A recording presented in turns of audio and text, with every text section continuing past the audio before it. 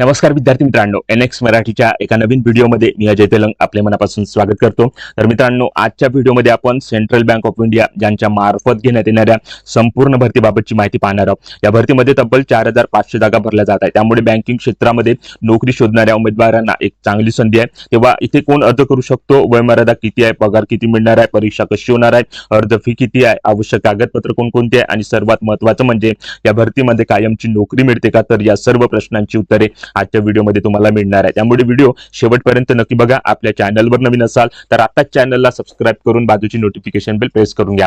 चला तर मग कोणताही वेळ वाया न घालवता आजच्या व्हिडिओला सुरुवात करूया। तर सर्वात आधी आपण महत्त्वाच्या तारखांबाबतची माहिती घेऊ। तर इथे बघू शकता 12 जून 2026 ते 22 जून 2026 या तारखेपर्यंत तुम्हाला या पदासाठी ऑनलाईन रजिस्ट्रेशन करून घ्यायचं आहे। त्यानंतर ऑनलाईन पद्धतीने अर्ज फी तुम्हाला 12 जून 2026 ते 22 जून 2026 या तारखेपर्यंत भरायची आहे। त्यानंतर तुमची ऑनलाईन परीक्षा जी आहे ती जुलै महिन्याच्या पहिल्या आठवड्यामध्ये होणे अपेक्षित आहे। तेव्हा मित्रांनो, शेवटच्या दिवसाची वाट न बघता लवकरात लवकर तुम्हाला इथे अर्ज सादर करून घ्यायचा आहे, कारण सर्व्हर प्रॉब्लेममुळे अनेकदा अर्ज भरण्यास अडचण येऊ शकते। तेव्हा दिलेल्या तारखेच्या अगोदरच तुम्हाला या ठिकाणी रजिस्ट्रेशन करून घ्यायचं आहे। या तर झाल्या महत्त्वाच्या तारखा। आता महत्त्वाच्या वॅकन्सी बाबतची माहिती या ठिकाणी बघू। तर इथे बघू शकता तब्बल 4500 रिक्त पदांची अप्रेंटिस पदाची पदे इथे भरल्या जात आहे आणि या जागा संपूर्ण भारतातील विविध राज्यांमध्ये विभागण्यात आलेल्या आहेत। तेव्हा स्टेट वाईज आणि कॅटेगरी वाईज वॅकन्सी बाबतची माहिती तुम्हाला जर घ्यायची असेल तर जाहिरातीच्या ॲनेक्चर 1 मध्ये संपूर्ण वॅकन्सी बाबतचा तपशील दिलेला आहे। तेव्हा जाहिरातीमध्ये जाऊन तुम्ही संपूर्ण वॅकन्सी बाबतची माहिती ॲनेक्चर 1 मधून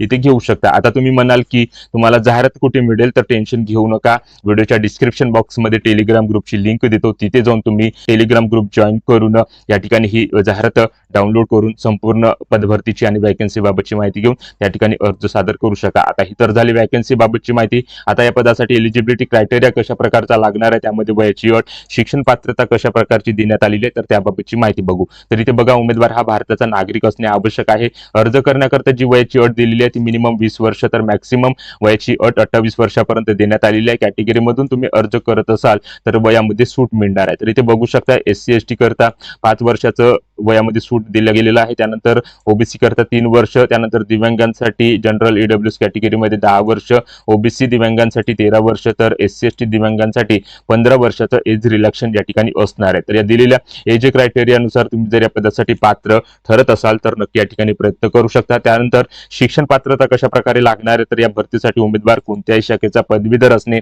आवश्यक आहे। भारत सरकार मान्यताप्राप्त विद्यापीठामधून उमेदवाराने आपली ग्रॅज्युएशन डिग्री 31 मे 2026 या दिलेल्या तारखेपर्यंत पूर्ण करणे आवश्यक आहे। तर अशा प्रकारे या पदासाठी शिक्षण पात्रता लागणार आहे। तर या दिलेल्या शिक्षण पात्रतेनुसार तुम्ही जर इथे पात्र ठरत असाल तर नक्की या ठिकाणी प्रयत्न करू शकता। प्रशिक्षणाचा कालावधी जो आहे तो 12 महिन्याचा असणार आहे। जे उमेदवार या पदासाठी अर्ज करू इच्छित आहे त्यांनी नॅट्स पोर्टलवर जाऊन त्या ठिकाणी रजिस्ट्रेशन करून घ्यायचे आहे। तर अशा प्रकारे या ठिकाणी एलिजिबिलिटी क्रायटेरिया या पदासाठी या ठिकाणी देण्यात आलेली आहे। त्यानंतर तुमची निवड प्रक्रिया कशा प्रकारे होणार आहे, तर इथे 4 टप्प्यांमध्ये तुमची निवड प्रक्रिया होणार आहे। सुरुवातीला ऑनलाईन परीक्षा, त्यानंतर स्थानिक भाषा परीक्षा, त्यानंतर कागद पडताळणी आणि त्यानंतर वैद्यकीय तपासणी, अशा 4 टप्प्यांमध्ये तुमची निवड प्रक्रिया होणार आहे। सुरुवातीला इथे तुमची ऑनलाईन एक्झाम इथे घेतल्या जाणार आहे। तर ऑनलाईन एक्झाम कशा प्रकारे असणार आहे, सिलेबस काय दिलेला आहे त्याबाबतची माहिती इथे बघू। तर सुरुवातीला बघू शकता general, financial awareness, quantitative and reasoning aptitude, computer knowledge, general English, central bank of India product and service, अशा प्रकारचा सिलेबस आहे आणि या सिलेबसनुसार तुमची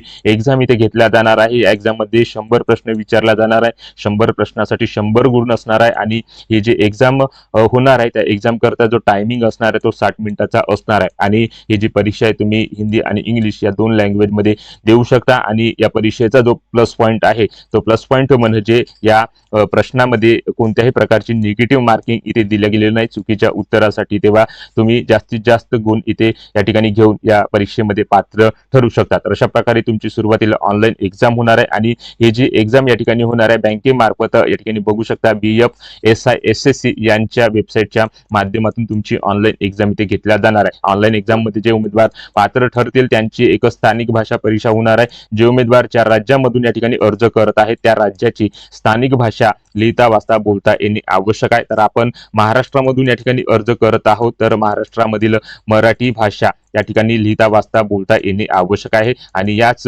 लोकल लँग्वेजवर तुमची या ठिकाणी टेस्ट होणार आहे। जे उमेदवार या लोकल लँग्वेजच्या टेस्टमध्ये पात्र ठरतील त्यांची एक फायनल सिलेक्शन यादी तयार करून त्यांना कागदपत्र पडताळणी करता बोलावलं जाणार आहे आणि त्यानंतर त्यांची वैद्यकीय तपासणी घेऊन त्यांची निवड या पदासाठी केल्या जाणार आहे। तर अशा प्रकारे या ठिकाणी तुमची निवड प्रक्रिया येथे होणार आहे। त्यानंतर या पदासाठी कशा प्रकारचं बेनिफिट असणार आहे तर त्याबाबतची माहिती इथे बघू शकता। या पदासाठी निवड झाल्यानंतर तुम्हाला दरमहा स्टायपंड इथे 15,000 रुपये दिला जाणार आहे आणि काही सवलती शासकीय नियमानुसार इथे दिल्या जाणार आहे आणि या पदासाठी कोणत्याही प्रकारचे भत्ते या ठिकाणी दिला जाणार आहे। फक्त या ठिकाणी तुम्हाला 15,000 रुपये दरमहा स्टायपंड या ठिकाणी असणार आहे। तर अशा प्रकारचे बेनिफिट्स तुम्हाला या पदासाठी निवड झाल्यानंतर दिला जाणार आहे। त्यानंतर या पदासाठी अर्ज सादर करताना अर्ज फी किती लागणार आहे तर याची सुद्धा माहिती इथे दिलेली आहे। तर या ठिकाणी बघू शकता प्रत्येक कॅटेगरीनुसार जी अर्ज फी आहे ती वेगवेगळी या ठिकाणी असणार आहे। तर यामध्ये बघू शकता जनरल EWS OBC पुरुष कॅन्डिडेट करता 944 रुपये अर्ज फी लागणार आहे। त्यानंतर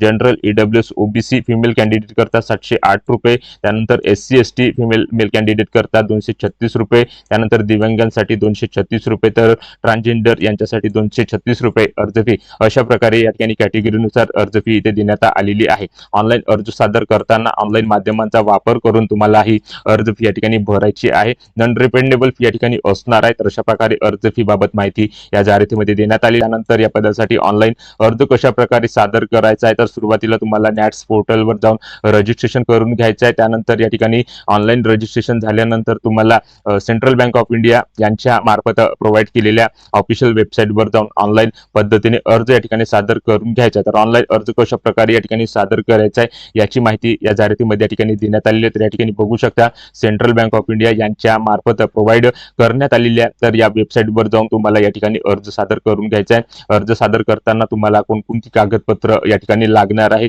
आणि डॉक्युमेंट व्हेरिफिकेशन करता कोणकोणती कागदपत्र लागणार आहे याची माहिती इथे दिलेली आहे। तर या ठिकाणी बघू शकता नॅट्स पोर्टलवर गेल्यानंतर ऑनलाईन रजिस्ट्रेशन केल्यानंतर त्याची जी काही एनरोलमेंट फॉर्मची प्रिंटआउट आहे ती या ठिकाणी काढून घ्यायची आहे। त्यानंतर तुम्हाला डेट ऑफ बर्थ करिता तुमचं या ठिकाणी बर्थ सर्टिफिकेट किंवा SSC चं सर्टिफिकेट या ठिकाणी लागणार आहे। त्यानंतर फोटो आयडेंटिटी प्रूफ लागणार आहे। त्यानंतर individual semester year wise marksheet किंवा सर्टिफिकेट्स या ठिकाणी लागणार आहे। त्यानंतर कास्ट सर्टिफिकेट तुम्ही कॅटेगरी मधून अर्ज करत असाल तर ते त्या ठिकाणी लागणार आहे। त्यानंतर OBC कॅटेगरी मधून अर्ज करत असाल तर नॉन क्रिमिनल सर्टिफिकेट लागणार आहे। दिव्यांग असाल तर दिव्यांगाचं सर्टिफिकेट लागणार आहे। त्यानंतर एनी अदर रिलेव्हंट डॉक्युमेंट्स तुम्हाला एलिजिबिलिटी क्रायटेरियानुसार जिथे लागणार आहे। तर अशा प्रकारे डॉक्युमेंट्स बाबत माहिती या ठिकाणी देण्यात आलेली आहे। तुम्ही म्हणाल काही अप्रेंटिसशिप झाल्यानंतर तुम्हाला इथे कायम नोकरी मिळते का, हा सर्वात जास्त विचारला जाणारा प्रश्न आहे। तर उत्तर आहे नाही, कारण या जाहिरातीनुसार अप्रेंटिस पूर्ण झाल्यानंतर सेंट्रल बँकमध्ये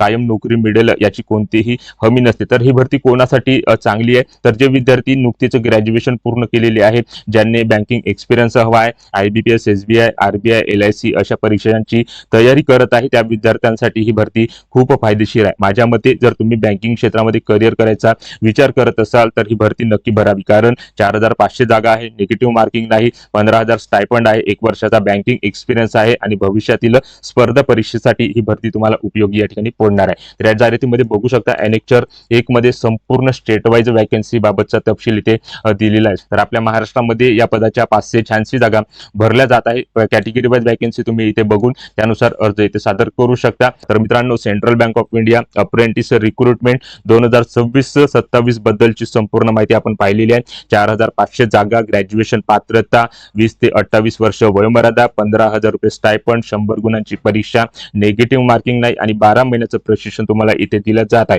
जर तुम्हाला ही भरती आणि ही माहिती उपयुक्त वाटली असेल तर व्हिडिओला लाईक करा, आपल्या मित्रांना शेअर करा आणि अशाच सरकारी व बँक भरतीच्या अचूक अपडेटसाठी आपल्या चॅनलला सबस्क्राईब करायला विसरू नका। मी पुढच्या व्हिडिओमध्ये आणखी एक नवीन सरकारी भरतीची संपूर्ण माहिती घेऊन भेटेन। तोपर्यंत धन्यवाद, जय हिंद।